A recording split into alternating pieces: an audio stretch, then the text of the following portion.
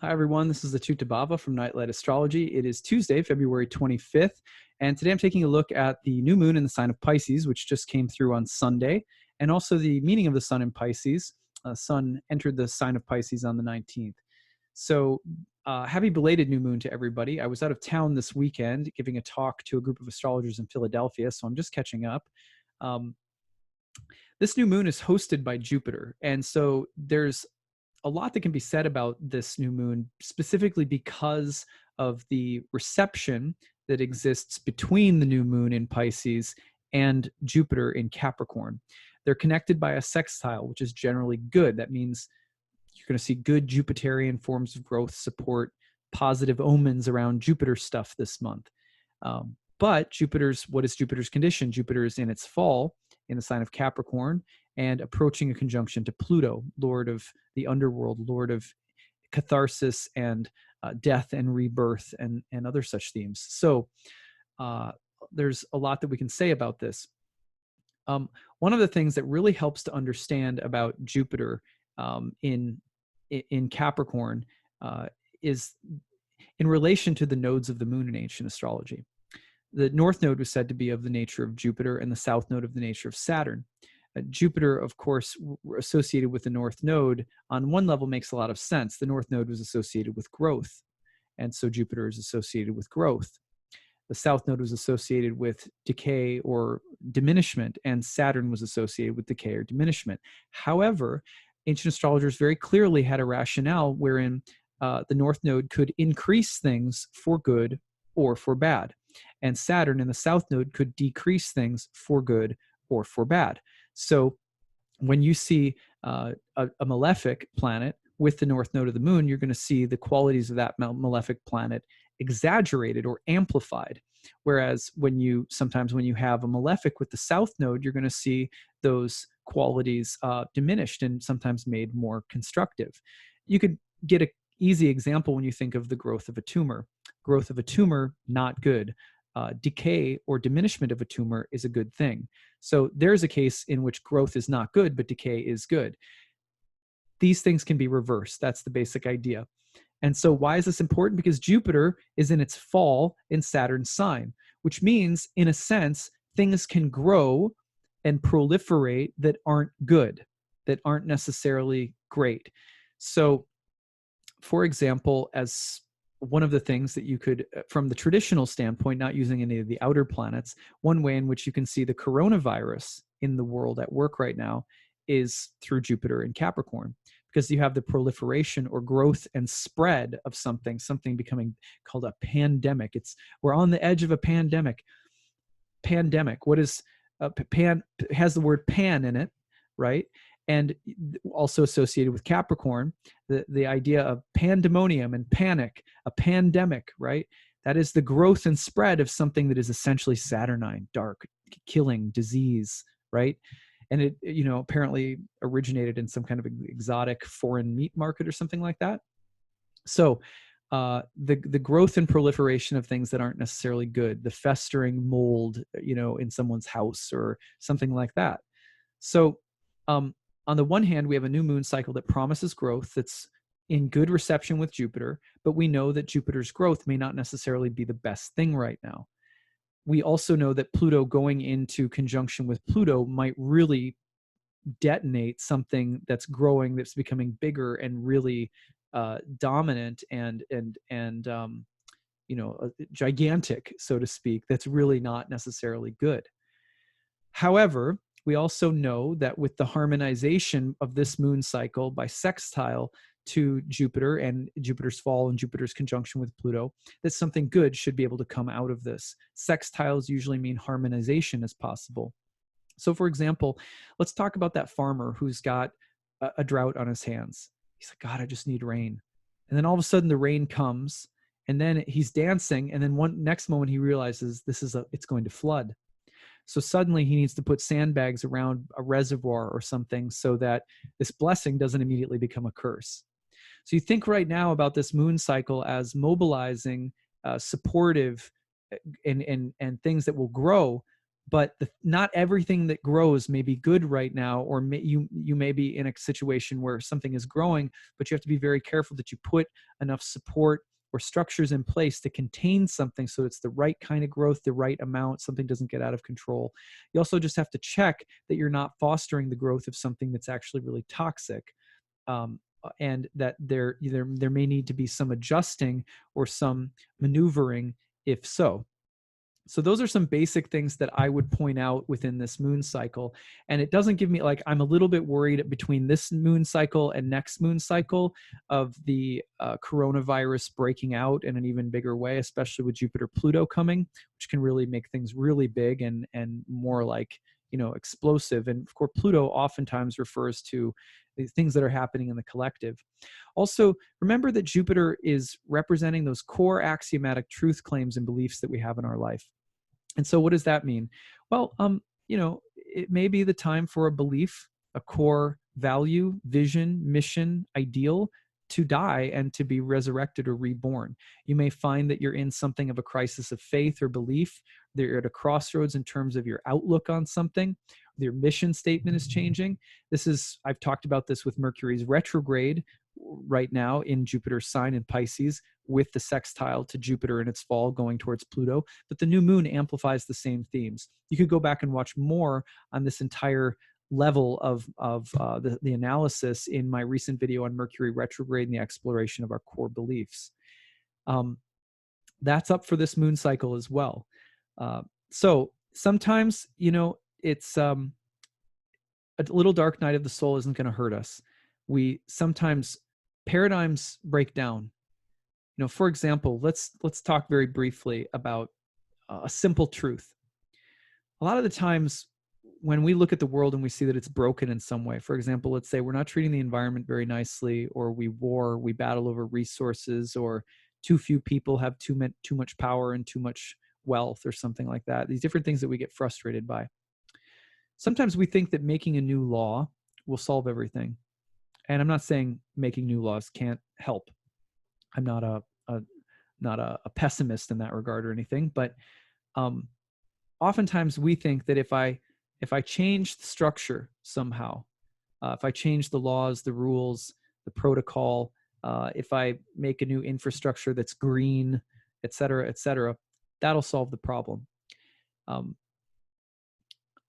Oftentimes when we do this, we miss that the problem can't be solved unless the underlying cause is addressed. Why did we ever get in the position where people express power in such disproportionate ways, or we don't share with one another, we don't lift each other up, or we don't take care of the earth, or whatever the case might be? Why do one group is treated poorly by another, or all of these kinds of issues? And the real truth, it's very hard for us to admit to, is that unless the underlying disease, which is the sickness of soul, is addressed, the problem will reappear in a new age, in a new era, with new faces.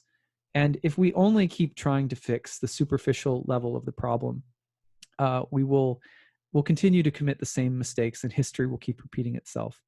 This is why, in my opinion, so many great teachers of different religious, spiritual paths have said the same thing, which is that unless we are addressing the origin of the source of these evils and woes in the world within ourselves, and making that the core focus of our lives, along with trying to make whatever changes in the world we are making, will never solve the problem. Because the problems are existential, the problems are spiritual, the problems have to do with not truly believing in the very essence, for example, of the Constitution. I keep mentioning this in several videos, but the Constitution is based on a metaphysical claim that we are all equal as spirit souls.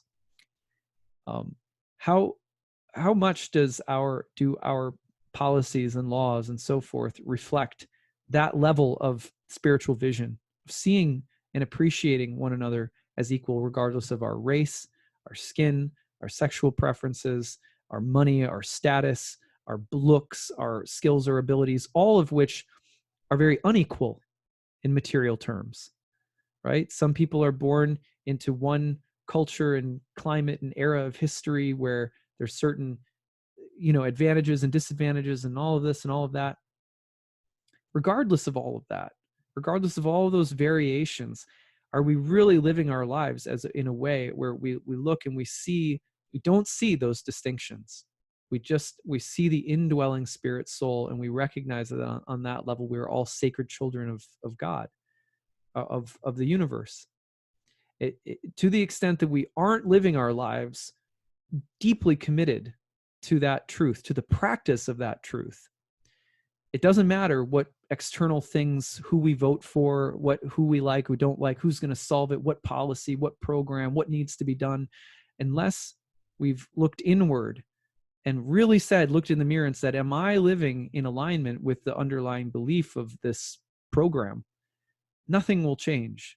The externals will change, but eventually an equally extreme opposite of the pendulum will swing in the opposite direction. We'll just keep going back and forth like this. This is something that ancient astrologers were well aware of. This is specifically why the north node of the moon and Jupiter association with the north node of the moon could be gain for good or bad, and the south node of the moon associated with Saturn is loss for good or bad. So we have to be really, really aware of how we are defining success in life, how we're defining goodness in life, and how we measure the progress of our soul. The progress of our soul, in material sense, we measure progress in things that can be tangibly measured out here. The inner progress of the soul is something that cannot be measured in that way. It can't be measured by material results. Because in that sense, the transformation of consciousness that we are awakening to is outside of time and space itself. It's outside of that which can be, measured and demonstrated. We feel it in people. We sense it in people. And unless the changes that we're making on an external level are infused with the real cultivation of that kind of consciousness, they will not mean anything.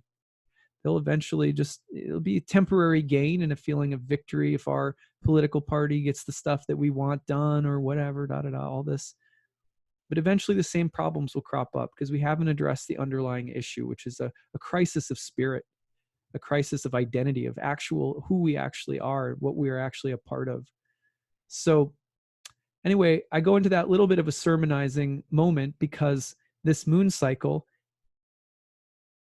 demonstrates this very dynamic. We have Jupiter going into a conjunction with Pluto.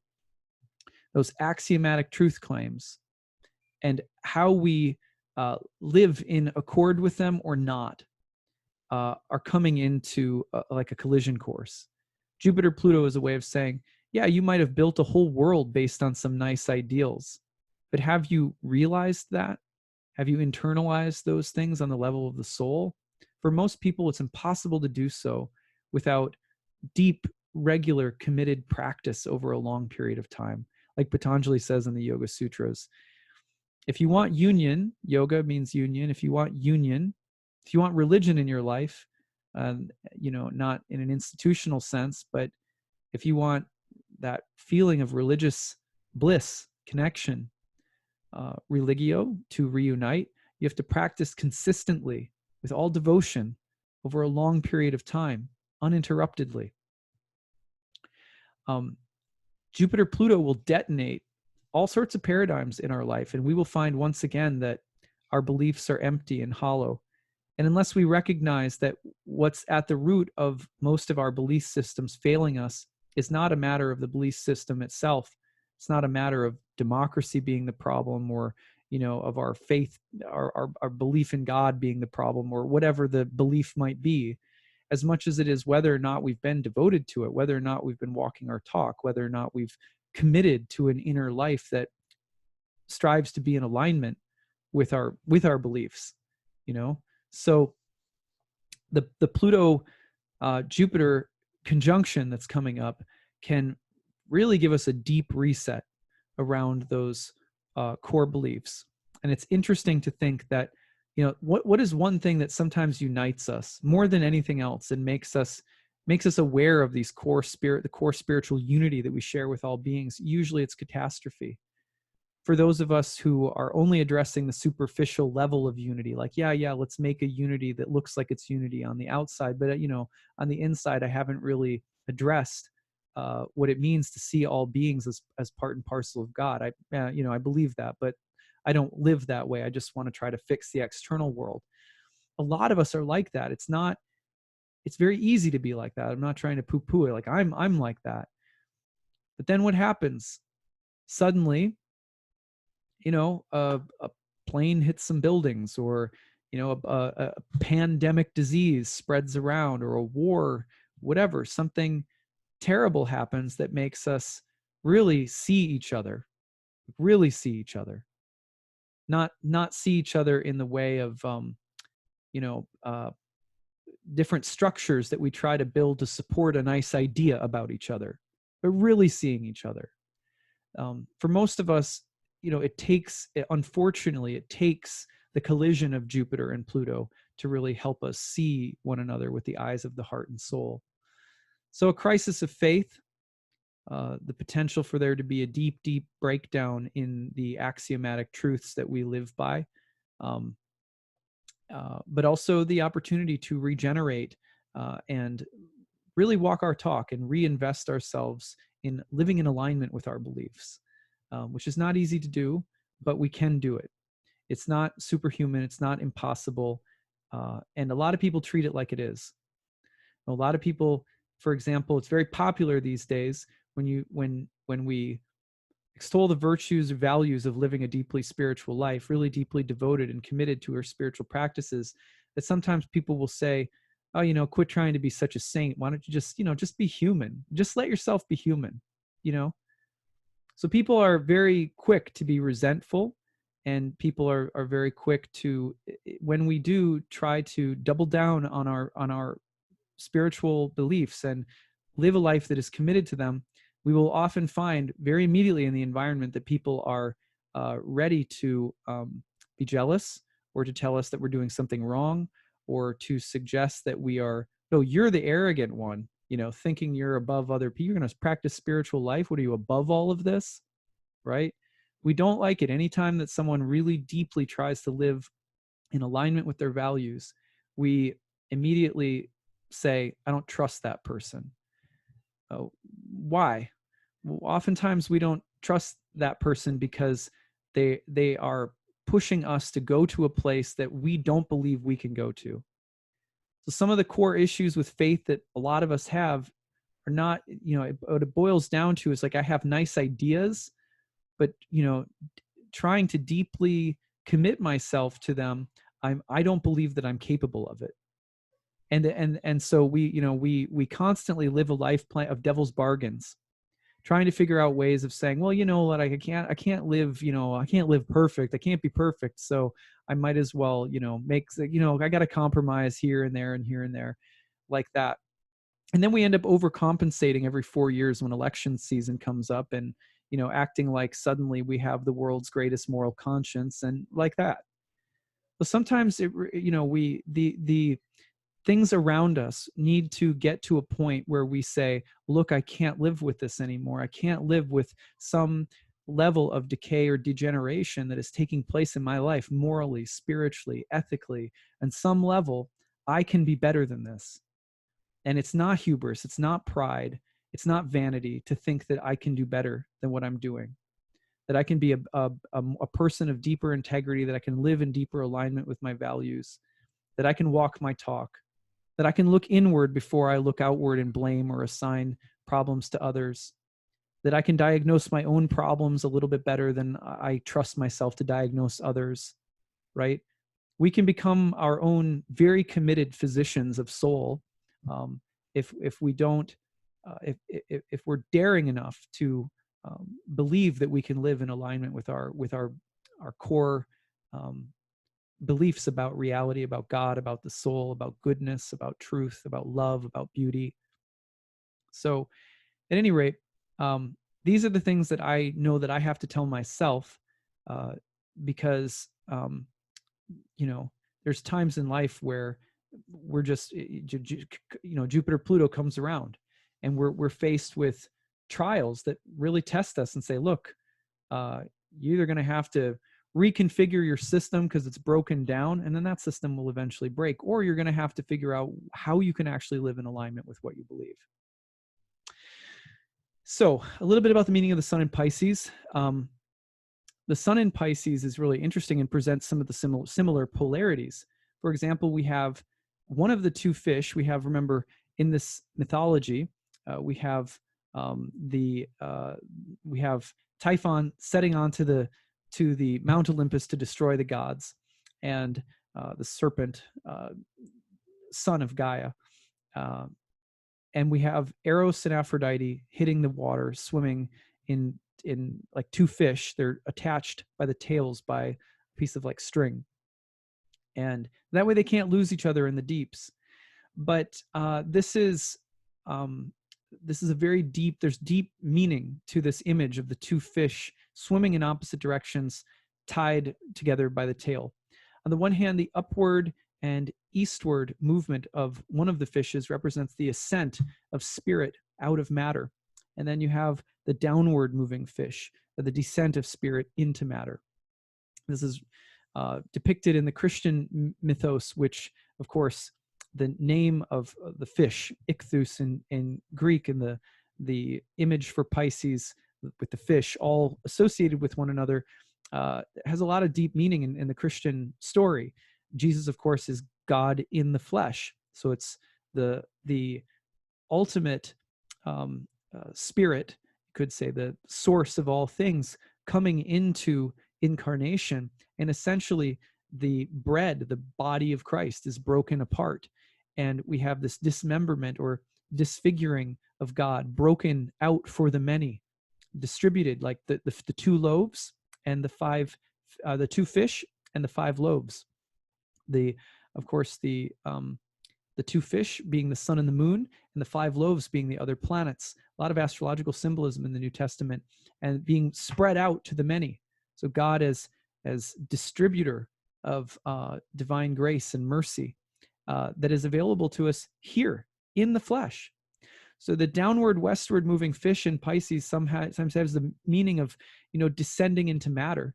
That's where we get caught up in the superficial stuff that really doesn't matter. Or we have the ascent to spirit out of matter. And of course, all spiritual traditions tell us this is the path.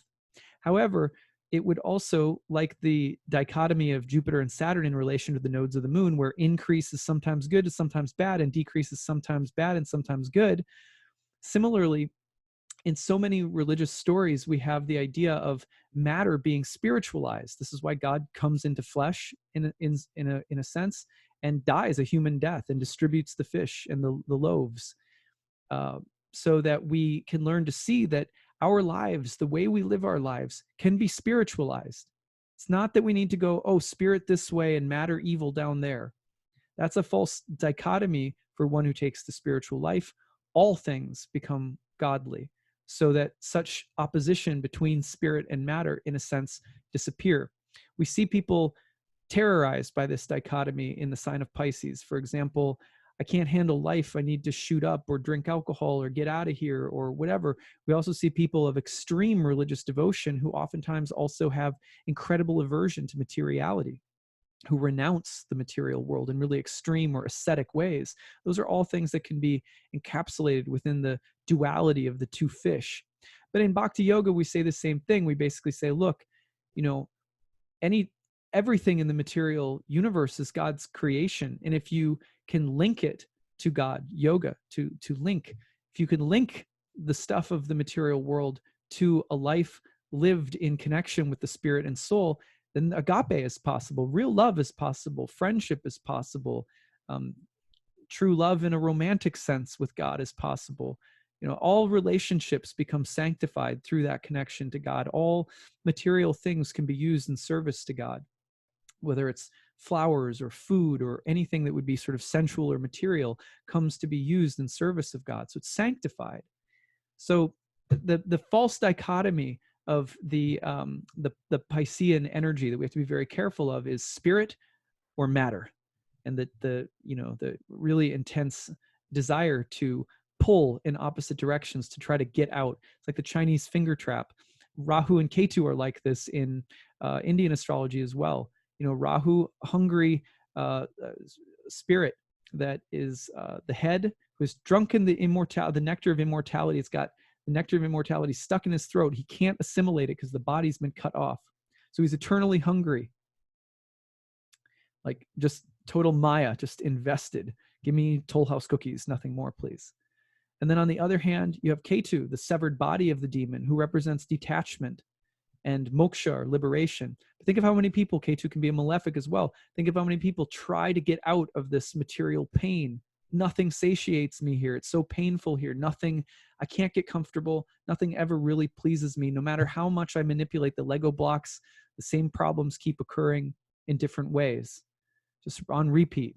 So I want to get out. So I'll shoot up, or I'll drink, or I'll sex my way out of here. Whatever it is that we do to try to escape.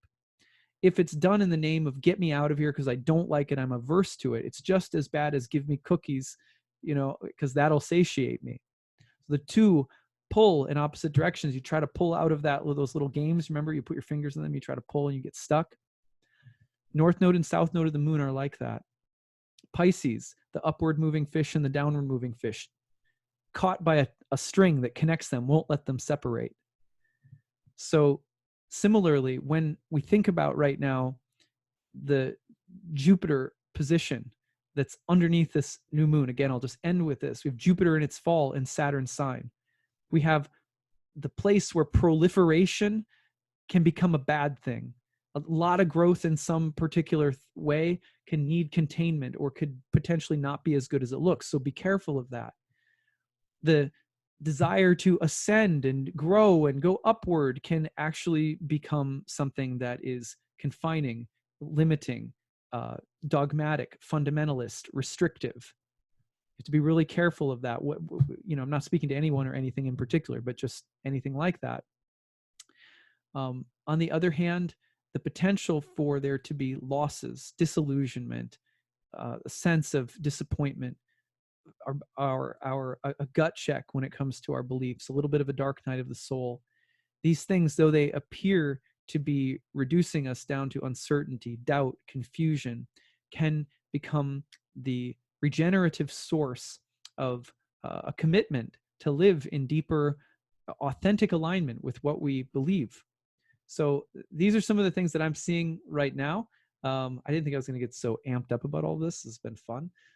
I'd love to hear your stories in the comments section below. Tell me what you're thinking and feeling about this new moon energy. Tell me how you've been working with Jupiter. I'd love to hear any reflections that came up for you as I was sharing some of this today. Of course, Pisces is a really interesting sign. There's a lot more that could be said about Pisces. You can look back at my archives for another meaning of the sun in Pisces video that I did, I think last year. I might have to do another one sometime on the mythology of Pisces because there's a lot that can be said for it. But anyway, I'd love also to ask this, I thought of this question to put out there for this video, which is, how are you spiritualizing the material circumstances around you right now? It's a great time to strategize. How can I use the situation that I'm in right now, or maybe some gift or some form of abundance or anything that's around me? How can I use it to mobilize my beliefs in the world, or to come into closer union in integrity with what I actually believe? So I'd love to hear how you guys are doing that right now, or what kinds of insights you guys are having. Thanks for listening, and I'll be back because I think we're going to have time to do one on Mercury's Cazimi. That's coming up. Should be interesting tomorrow. So we'll check in with that, hopefully. All right. Take it easy.